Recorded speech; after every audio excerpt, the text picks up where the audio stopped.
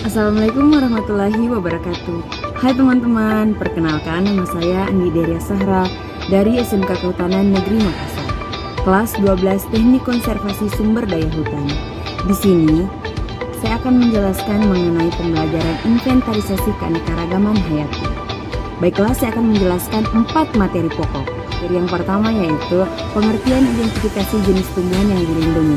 Identifikasi jenis tumbuhan yang dilindungi adalah menetapkan identitas suatu tumbuhan dengan cara menentukan nama yang benar dan tempatnya yang tepat dalam klasifikasi.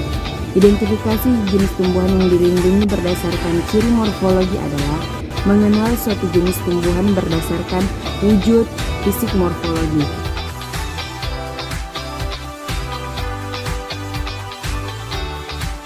Materi yang kedua yaitu pentingnya identifikasi jenis tumbuhan yang dilindungi. Menetapkan identitas penggolongan suatu jenis tumbuhan atau satwa sebagai jenis yang dilindungi harus didasarkan pada data dan informasi yang berkaitan dengan kriterianya, antara lain tentang populasi, kondisi biologis, dan ekologis jenis yang bersangkutan, termasuk habitat dan lingkungannya. Oleh karena itu, untuk mengetahui gambaran umum secara kualitatif tentang jenis-jenis status populasi suatu jenis tumbuhan, dapat diketahui tentang perlu atau tidaknya menetapkan suatu jenis tumbuhan ataupun satwa yang ditetapkan ke dalam golongan yang dilindungi sesuai dengan kriterianya.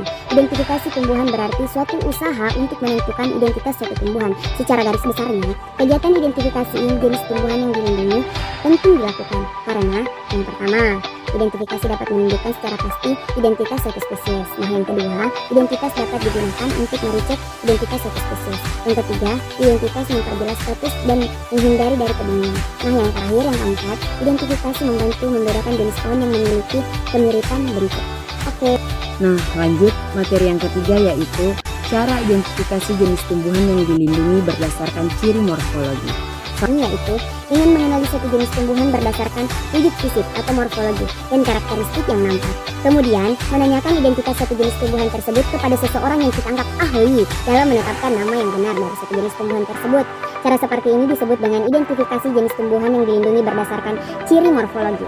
Untuk mengidentifikasi jenis tumbuhan yang dilindungi berdasarkan ciri morfologi, kita harus memahami materi. Mulai dari morfologi daun, seperti bentuk daun, tepi daun, morfologi batang, seperti bentuk batang, morfologi. Yang terakhir yaitu deskripsi hasil identifikasi pada beberapa jenis tumbuhan yang dilindungi berdasarkan ciri morfologi. Berdasarkan PP nomor 7 tahun 1999, jenis-jenis tumbuhan yang dilindungi terdiri dari famili Palmae, Rafflesiae, Orchidaceae, Nepenthes, dan Rhydipterocarpaceae. Lanjut, saya akan menjelaskan mengenai deskripsi mengenai Rafflesia arnoldi. Merupakan tumbuhan parasit obligat, yaitu tumbuhan di dalam batang liana atau tumbuhan merambat dalam genus Tetrasigma. Rafflesia arnoldi tidak memiliki daun sehingga tidak mampu berfotosintesis sendiri. Nutrisi yang dimiliki bunga ini diambil dari pohon inangnya. Selain tidak memiliki daun, bunga yang ditetapkan sebagai flora identitas Provinsi Bengkulu sebagai Puspalangka, satu dari 3 bunga nasional Indonesia ini tidak memiliki batang maupun akar. Praktis bagi tanaman Rafflesia arnoldi yang tampak hanyalah bunganya saja yang berkembang dalam kurun waktu tertentu. Bunga Rafflesia arnoldi ini memiliki bunga yang melebar dengan 5 mahkota bunga. Saat mekar, diameter bunga ini dapat mencapai antara 70 sampai 110 cm dan tinggi mencapai 50 cm dan beratnya hampir 11 kg. Dasar bunga di bagian tengah berbentuk gentong, terdapat benang sari atau putik, tergantung jenis kelamin bunga. Keberadaan putik benang sari yang tidak dapat dalam satu rumah membuat presentasi keberhasilan pembuahan yang dibentuk oleh segala serangga lalat atau semut kecil, dan belum tentu bunga ini tumbuh dalam waktu yang berdekatan. Masa pertumbuhan bunga ini Nah, itulah tadi materi yang dapat saya jelaskan. Semoga bermanfaat bagi kita semua. Saya Deria Sahra. Wassalamualaikum warahmatullahi wabarakatuh.